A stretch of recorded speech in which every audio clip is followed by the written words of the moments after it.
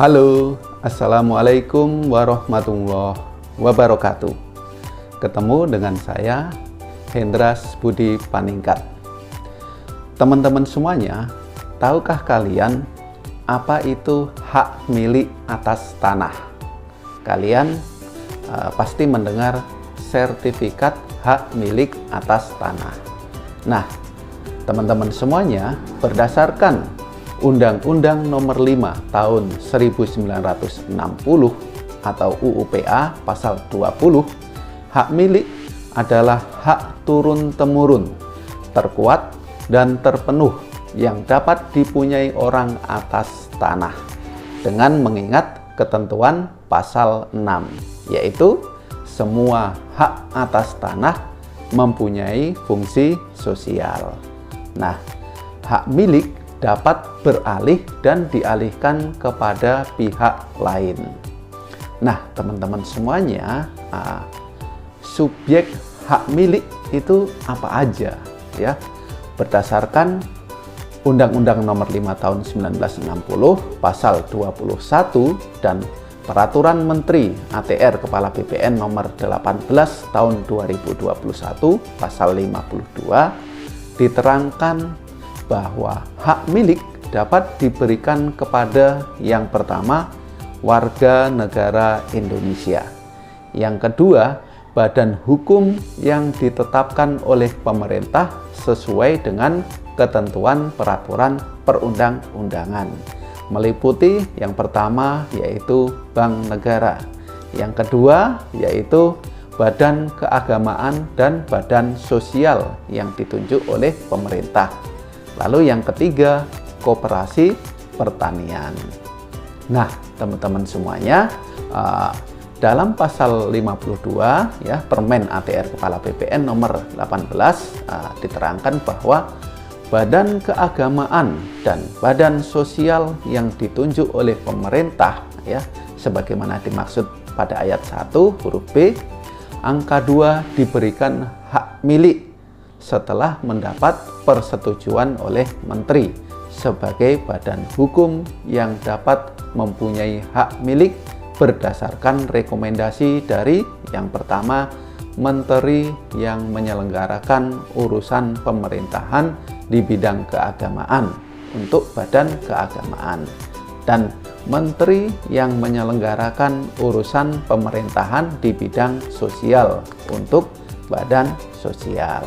Nah, untuk lebih detailnya, teman-teman bisa melihat pada Peraturan Menteri ATR Kepala BPN nomor 18 tahun 2021 pasal 52 ya.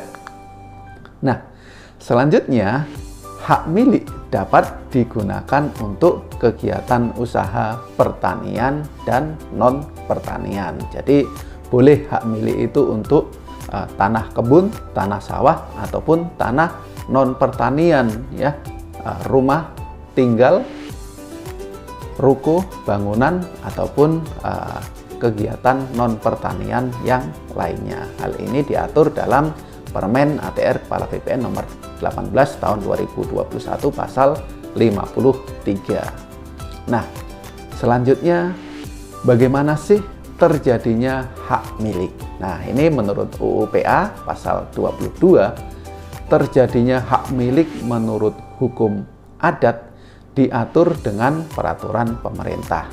Nah, selain menurut cara sebagai yang dimaksud dalam pasal 1 tersebut, pasal ini hak milik terjadi karena A. Penetapan pemerintah menurut cara dan syarat-syarat yang ditetapkan dengan peraturan pemerintah. B. Ketentuan undang-undang. Nah, teman-teman semuanya, bagaimana sih pemeliharaan data hak milik?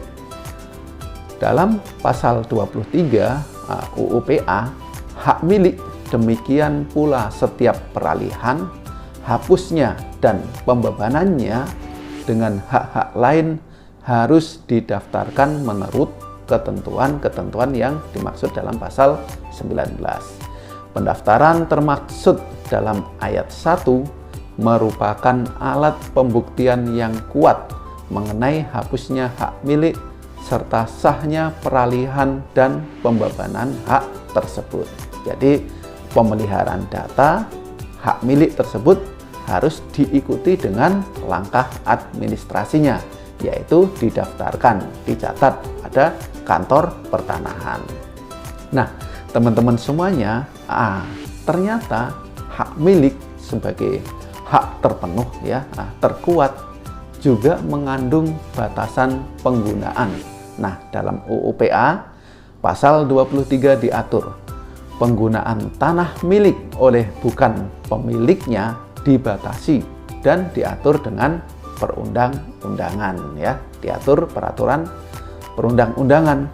Kenapa? Karena kita menganut asas pemisahan horizontal.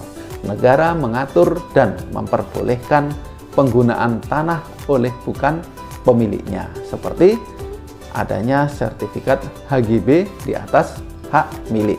Nah, yang berikutnya, hak milik dapat dijadikan jaminan utang dengan dibebani hak tanggungan.